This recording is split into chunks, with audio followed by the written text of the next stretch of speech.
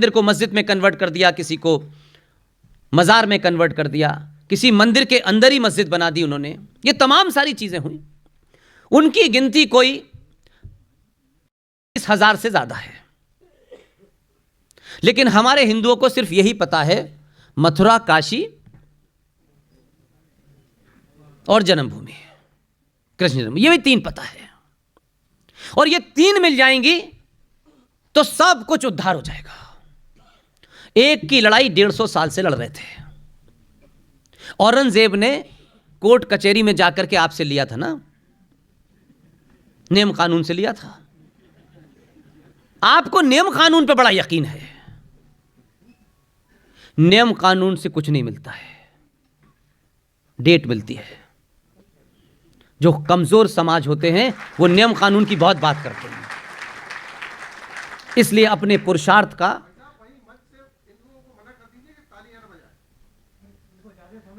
कोई बात नहीं भाई। एक आदमी इतने साल के बाद अपने मन की बात रेडियो पे कह पा रहा है, ये तो ताली ना बजाए, तो ताली तो बजाने दीजिए। प्लेसेस ऑफ वर्शिप एक्ट के तहत यह कहा गया कि ये जितने भी 40,000 मंदिर हैं, इन मंदिरों की 15 अगस्त 1947 को जो स्थिति थी, जो स्टेटस को था, वो एज इट इज रहेगा और भारत की सुप्रीम कोर्ट में इनके खिलाफ कोई पिटीशन एक्सेप्टेबल नहीं होगी। इतने लीगल बैठे हैं, किसी ने चैलेंज किया? जज साहब को नाली की गंदगी पे सुओमोटो ले लेते हैं।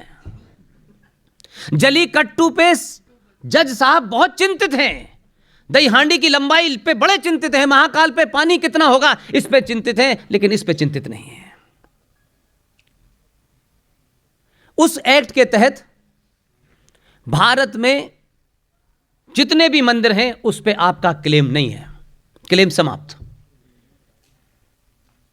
और इन्हीं लीगल के बीच में से किसी ने आपको रास्ता भी नहीं बताया कि इसके बीच में से रास्ता भी निकल सकता है। एक रास्ता यह है कि दिल्ली की केंद्र सरकार उस कानून को निरस्त कर दे। अब जैसे ही मैं यह कहता हूं, हर आदमी को लगता है अरे कितना आसान रास्ता है, क्यों नहीं करती है? 303 दिए तो हैं। ऐसे लगता है हर आदमी ने 1 वोट नहीं दिया, 303 वोट दिए हैं, इसलिए फौरन करना चाहिए। और वो कर्जे में है हमारे कि इतने वोट लेके भी नहीं कर रहा। हम बिना जाने उसकी पेचीदगियों को जानते नहीं हैं और हमको लगता है अब यार 303 हो गया, अब क्यों नहीं करता, बस संविधान क्यों नहीं बदलता। अपने घर की मेज कुर्सी अपनी मर्जी से तो रख नहीं पाते हैं, उससे कह रहे हैं संविधान बदल दें। वो तो 3 बार परमिशन लेनी होती है श्रीमती की।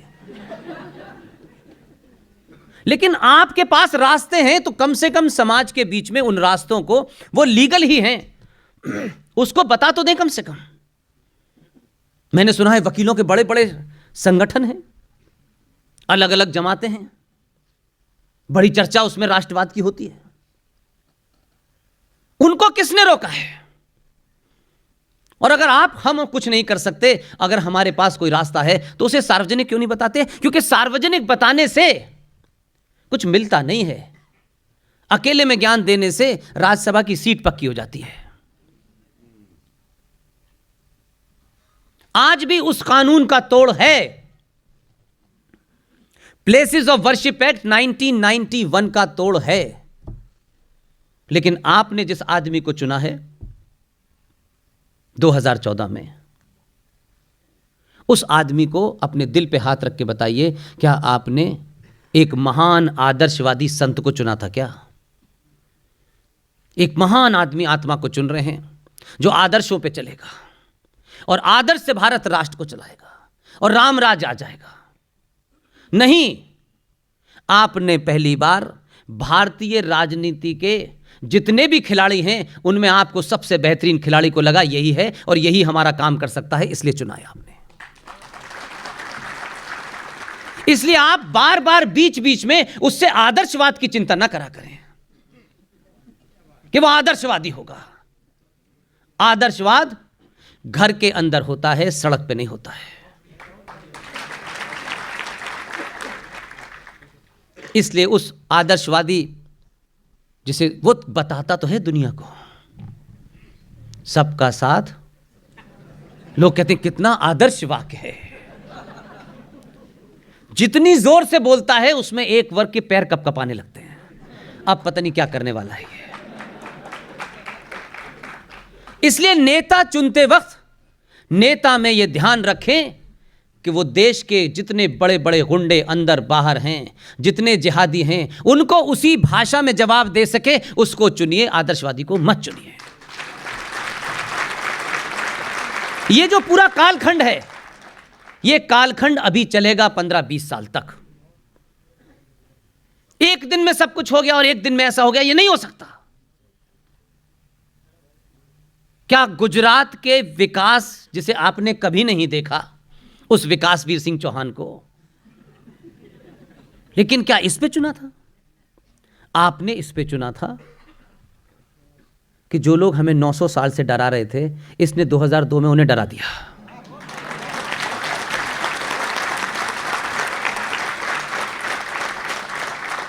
अब इसमें कहें नहीं साहब देखिए हम तो महान लोग हैं, तो पिट रहे हैं आप 900 साल से महान हैं, कोई पूछने वाला तक नहीं है आपको। आपकी अंतर्राष्ट्रीय स्थिति क्या थी?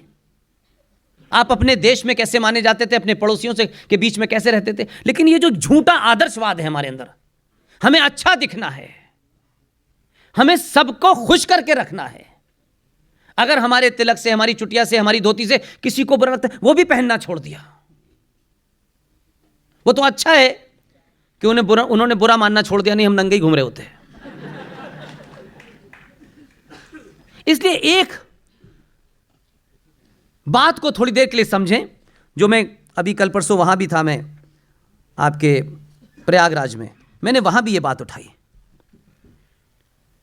प्लेसेस ऑफ वर्शिप एक्ट में एक क्लॉज है और भारत का संविधान उसकी इजाजत देता है। इसलिए यहां अगर कोई वकालत के प्रोफेशन से कोई साहब हों और समझदार हों, दोनों चीजें अलग अलग हैं सर।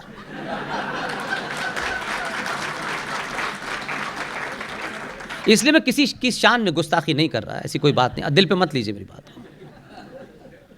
लेकिन पद से समझदारी और अक्लमंदी का कोई लेना देना नहीं है, कोई मतलब नहीं है। लेकिन हमारा समाज ये समझता है कि जो बड़े पद पे उसे बड़ा ज्ञान है, उसे कतई कोई ज्ञान नहीं है। इसलिए मेरा कहना है कि भारत के संविधान में एक धारा है 254 धारा का क्लॉज 2। यह धारा आपको एक रास्ता देती है प्लेसेस ऑफ वर्शिप एक्ट में, कि अगर दिल्ली की केंद्र सरकार अंतर्राष्ट्रीय जो हालात हैं, दुनिया भर में जो हमारे दुश्मन हैं, यह शायद मौका ना हो कि संसद में एक ही दिन में उसको वो हटा दे। वो लीगल अधिकार है, वो हटा सकते हैं, उसमें कोई दिक्कत नहीं है। लेकिन मैं उनकी दिक्कतें इसलिए जानता हूं कि मैंने अंतर्राष्ट्रीय मीडिया में काम किया है। बाहर की दुनिया आपके बारे में क्या सोचती है, यह दैनिक जागरण और अमर उजाला नहीं बता पाते हैं। वो इलेक्शन के दौर में पैकेज बेचते हैं। एक ही कॉन्स्टिट्यूंसी में एक पेज पे एक आदमी जीत रहा होता है और उसी कॉन्स्टिट्यूंसी का दूसरा आदमी 8 पेज नंबर 8 पे जीत रहा होता है। इसलिए 254 क्लॉज 2 ब्रैकेट में यह धारा भारत के संविधान की इस बात की इजाजत देती है प्लेसेस ऑफ वर्शिप एक्ट में, कि कोई भी राज्य, वो मध्य प्रदेश हो, क्योंकि आपने 3 ईमानदारी की और एक बेईमानी की सरकार बनाई है। 3 बार ईमानदारी की बनाई, तब भी यह कोशिश नहीं की, और एक बार वापस ले ली झटके से, तब भी कोशिश नहीं कर रहे। तब भी इस बात का डर नहीं लगा कि चली गई थी, बड़ी मुश्किल से आई है, कम से कम यह मौका तो न गंवाएं। इस पे भी उन्होंने कुछ नहीं करा। उनको लगता है बड़ी बड़ी बातें करते रहो। मैंने सुना है कि कुछ थोड़ा बहुत योगी का असर आ गया उनमें। एक बार कहीं भाषण दे रहे थे, मैंने जब उनका भाषण देखा, माफ कीजिएगा मैं बड़ी इज्जत करता हूं उनकी निजी पर्सनालिटी पे सवाल न लें, वो कह रहे थे मैं जमीन में गाड़ दूंगा, वो उस वक्त खुद ही हिल रहे थे। मैंने कहा ये किसी शब्द को बोलो उसकी मर्यादा तो रखो यार। उस शब्द के माने भी इतने डरपोक लग रहे हैं यार, पता नहीं यार खुद जा रहे हो या गाड़ रहे हो, क्या कर रहे हो यार, हिले जा रहे हैं। वो मामा से कहिए कि मामा बहुत होते हैं 20 साल जीवन में, कुछ कौमें ऐसी हैं कि 24 घंटे में अपना एजेंडा पूरा कर लेती हैं। इसलिए कि ये हमारा है, कुछ कुछ जैसा लगता है हम जैसा ही, इस वजह से छूट नहीं होगी। राष्ट्रों के जीवन में 20 साल बहुत बड़ा समय होता है, बहुत बड़ा समय होता है। सबको जाना है, लेकिन जाने के बाद मामा जी से कहिएगा, स्कूलों की किताबों में तो पढ़ाया जाएगा कि एक आदमी 4 बार मुख्यमंत्री हुआ, यह तो पढ़ाया जाएगा, लेकिन राष्ट्र आपको याद नहीं रखेगा। आप किताब तक सीमित रहना चाहते हैं या करोड़ों लोगों को लाखों लाखों साल तक जिंदा रहना चाहते हैं, यह तय करिए। धार की बहुत बात होती है, धार नहीं सॉल्व करूंगा। धार में जो है छोटे भाई का पजामा बड़े भाई का कुर्ते वाले के साथ खड़ा होकर के नमाज पढ़वाऊंगा। ये जो बीमारी है ना हमें, कि हमें हर एक आदमी का भरोसा जीतना है। कभी आपने ये कोशिश की कि हमारा कोई भरोसा जीतेगा कि नहीं जीतेगा?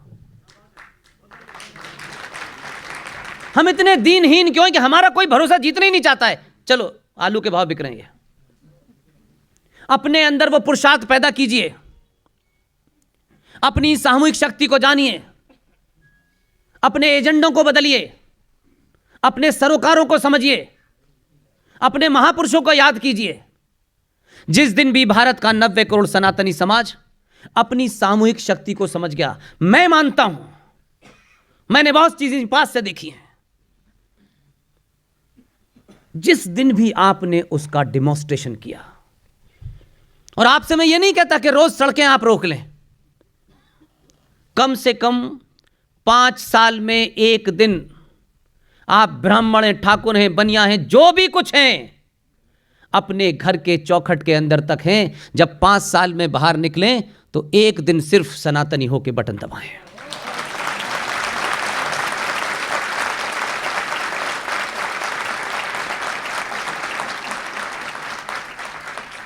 अपने निजी स्वार्थ महत्वाकांक्षाओं से ऊपर उठें और सोचें कि आप सरकार सड़क बनाने के लिए नहीं चुन रहे हैं।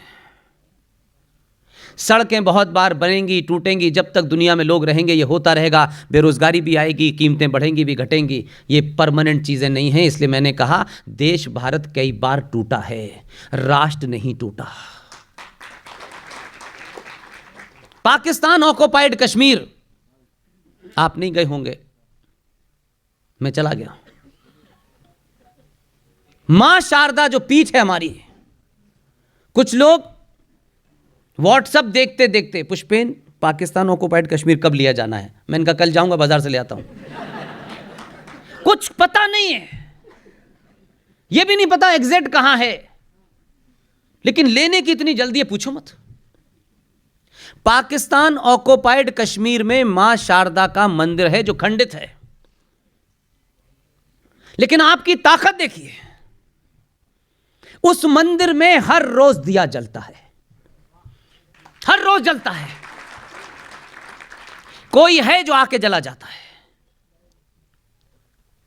हमारी एक शक्तिपीठ है हिंगला माता, वो पाकिस्तान के बलूचिस्तान के अंदर है।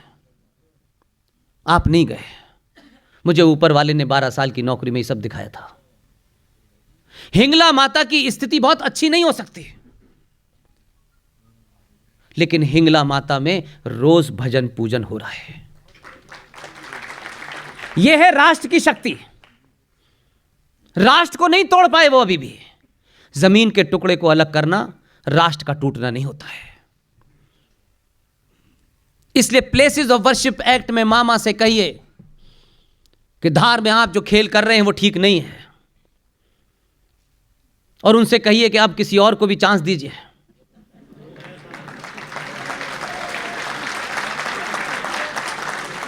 और साथ साथ उनसे यह भी कहिए कि यह भी चांस देने का तरीका आपका बड़ा गड़बड़ है, कि चांस देंगे तो कांग्रेस वाले को देंगे, अपने को नहीं देंगे। वो जाएगा तो इन्हें देगा, ये जाएगा तो उन्हें देगा। नहीं भाई साहब, ये नहीं हो सकता। अब भारत का समाज सनातनी इतना मूर्ख नहीं है कि आप दिन के उजाले में उन्हें मूर्ख बनाएं। आप उनसे कहिए सरकार कितने दिन रहेगी नहीं रहेगी मैं नहीं जानता, इसकी कभी कोई गारंटी नहीं ले सकता। प्लेसेस ऑफ वर्शिप एक्ट 1991 को धारा 254 ब्रैकेट में 2 के तहत अपनी विधानसभा में सर्वसम्मति से एक प्रस्ताव पारित करें, क्योंकि यह धारा उसकी छूट देती है।